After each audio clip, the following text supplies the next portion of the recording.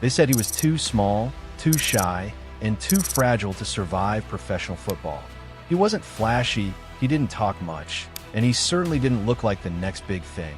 But the moment Lionel Messi stepped onto the pitch, everything changed. From being dismissed by doctors to conquering billion-dollar teams, his journey wasn't just unlikely, it was almost impossible. So how did this quiet kid from Rosario become the greatest of all time? Before he was a legend, before he was a global icon, he was just Lionel, a quiet kid from a crack street neighborhood in Rosario, where the paint peeled, money was scarce, and the ball never stopped moving. His father worked in a steel factory, his mother cleaned houses, and in their small brick home, football wasn't entertainment. It was identity, escape, possibility. Lionel barely spoke. He blended into the background, the smallest kid on any pitch, hiding during team selections. But once the ball touched his feet, everything shifted. Shyness became swagger. Silence turned into expression. Size stopped matching. His grandmother, Celia Oliveira, noticed first. She dragged him to Grandoli, sat on a folding chair at every session, and watched him glide past bigger boys with effortless balance and street-born bravery. "This one is different," she'd say, and she meant it.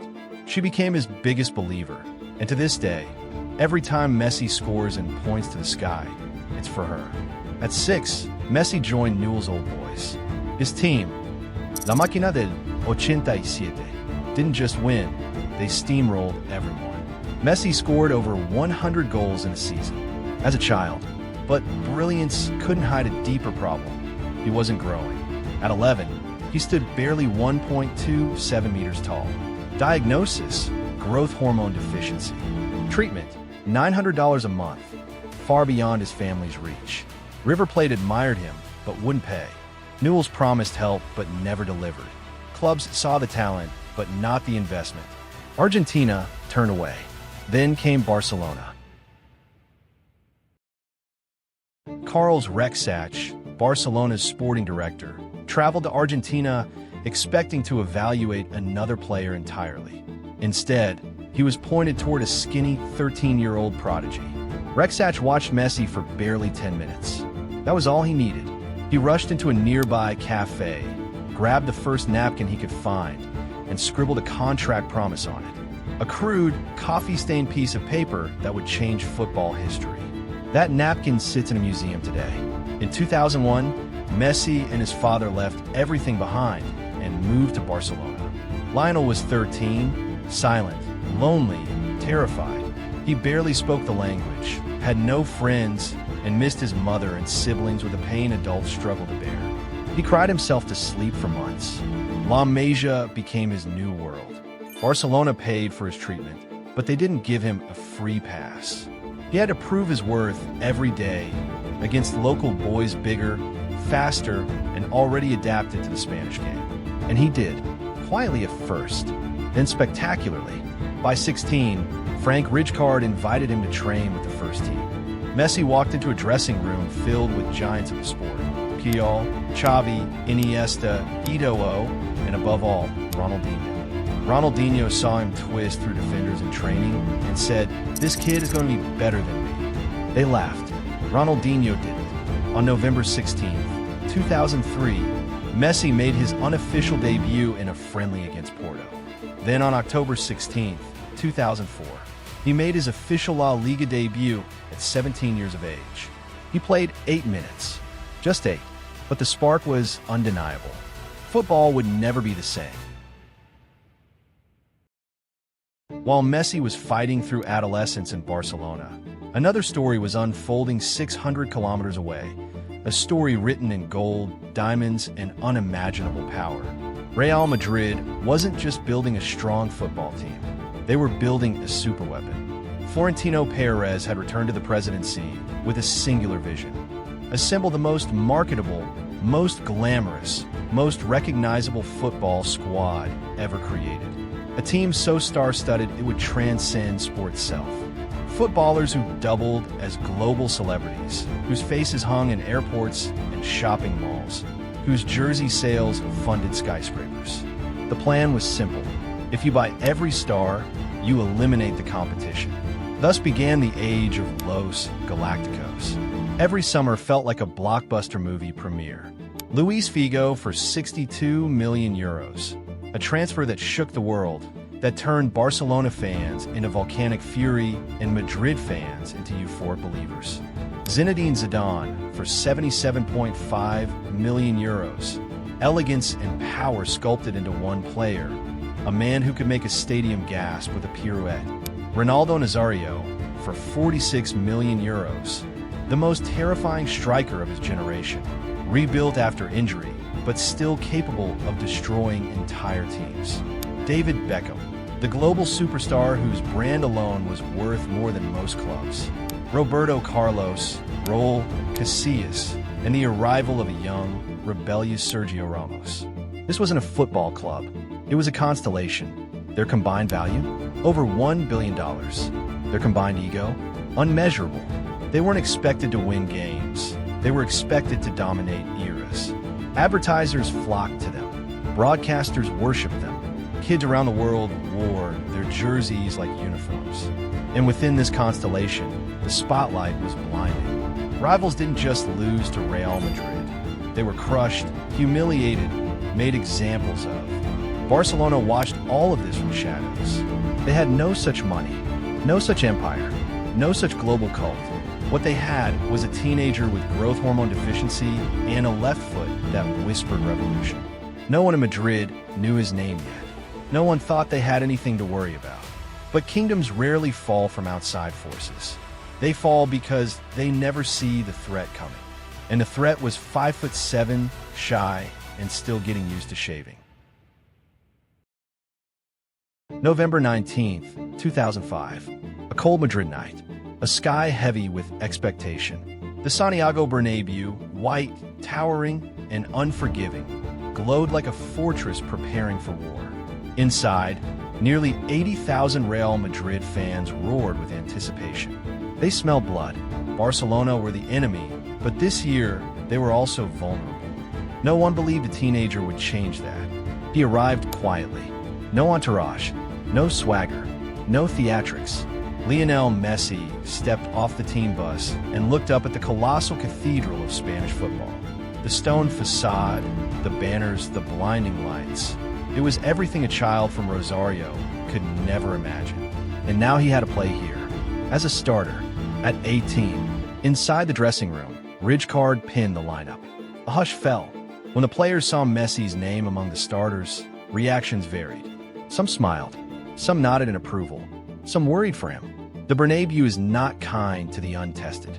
It devours them. The tunnel felt like a furnace. The Real Madrid giants stood on one side, Ramos intense, Zidane serene, Roberto Carlos bouncing on his toes, Beckham adjusting his armband. They looked like mythological heroes, sculpted by the gods themselves. Messi looked like a kid on his first day of school, but his eyes were steady, focused, alive. The whistle blew, the crowd roared. Football history shifted. Real Madrid came out swinging. Zidane orchestrated. Beckham sprayed passes like a sniper. Ronaldo bullied defenders. Each attack felt like a wave crashing against Barcelona's backline. Messi barely touched the ball in the first 20 minutes. When he did, the stadium booed. Then something changed. He received a pass near the right wing. Ramos closed in fast, barking orders, ready to flatten the kid. Messi stopped the ball dead, rolled it with the sole of his foot, and slipped past Ramos with a movement so quick the defender stumbled. The stadium didn't boo this time. It murmured. It noticed. Ronaldinho began feeding Messi with more confidence. Every touch grew braver, every dribble sharper, every run more defiant. And then, in the 61st minute, history froze. Ronaldinho drifted inside, drawing 3 defenders with him. With a casual genius only he possessed, he released Messi into space. What followed became a prophecy. The Bernabéu fell silent, completely silent. No boos, no chants, just disbelief. Messi didn't celebrate wildly. He didn't scream. He didn't kiss the badge. He jogged back to his half with a shy half smile, like he already knew this was only the beginning. Barcelona won 3-0. Ronaldinho received a standing ovation from Madrid, a humiliation reserved only for legends. But inside Barcelona's locker room, the whispers were all about the skinny kid. The Galacticos had finally met something money couldn't buy. And they didn't know it yet, but they had just witnessed the birth of their greatest executioner. From that night on, Lionel Messi didn't simply play against Real Madrid. He hunted them. Every Clásico became a psychological war. Madrid threw money, managers, formations, and fury at him. Nothing worked. Messi destroyed every version of Madrid they built. March 10th, 2007, Camp Nou. At 19, Messi scored a hat trick. Not a normal hat trick. A hat trick against the most expensive team in football history, dragging Barcelona to a 3-3 draw single-handedly. His third goal, a stoppage-time equalizer, left Madrid players gasping for air, staring into the void, realizing a teenager had just ruined their night, their pride, their aura. He became the youngest ever to score a Clásico hat trick. Madrid newspapers the next day didn't talk about tactics. They talked about a problem named Messi. May 2nd, 2009, Santiago Bernabéu. Barcelona destroyed Madrid 6-2 in their own fortress. And Messi? He didn't just score, he dissected them. He floated between the lines like a ghost. Raúl, Ramos, Cannavaro, they tried marking him. They tried kicking him. They tried doubling him. Nothing worked. His second goal, receiving a pass inside the box, turning in one motion, finishing with ruthless elegance, felt like an execution. Madrid fans began leaving early. The Bernabéu had seen enough. November 29th, 2010, Camp Nou. Jose Mourinho arrived with a promise to stop Barcelona's dynasty. He left with a 5-0 humiliation. Messi didn't score that night. He didn't need to. He orchestrated disaster. Madrid players chased shadows. Mourinho watched from the sideline in disbelief. Spanish commentators used words like historic, evisceration, and masterpiece. Between 2005 and 2012, Messi scored 21 goals against Real Madrid. But numbers can't describe the psychological damage.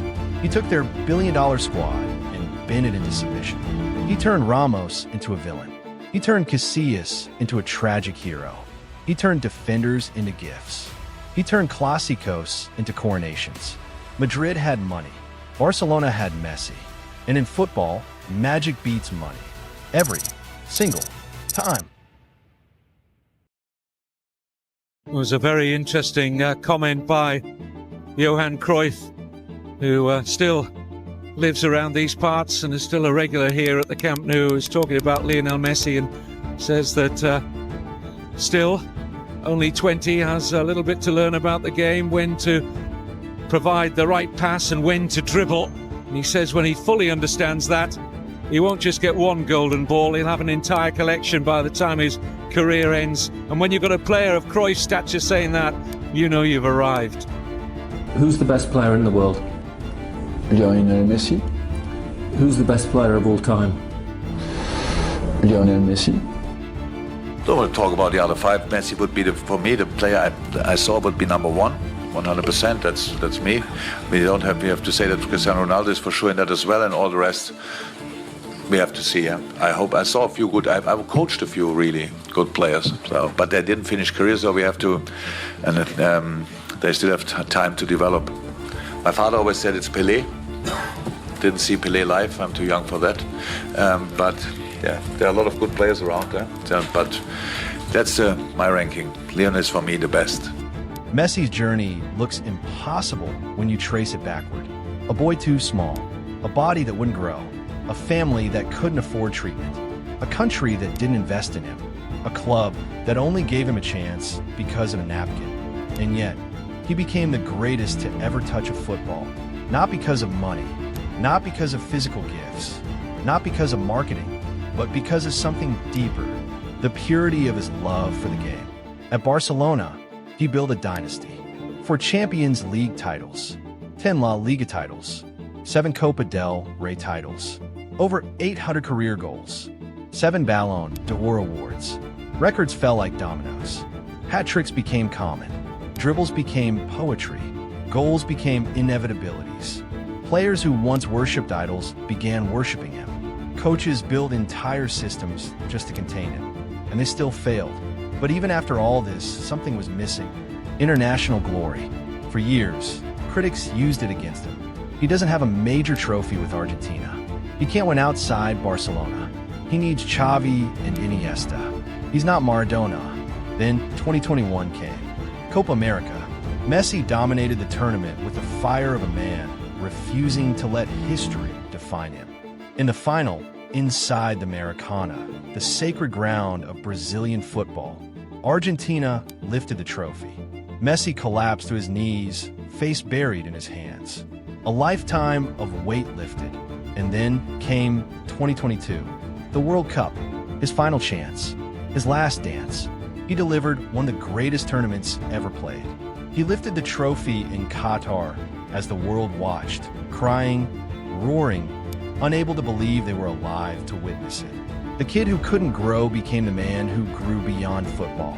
He didn't just complete his career. He closed the debate forever. Messi isn't the best of his era. He isn't the best of modern football.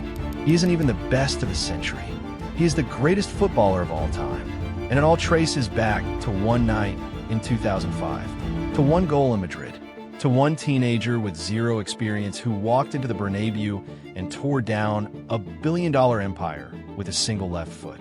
That was the night football found its God, and Real Madrid found its eternal nightmare.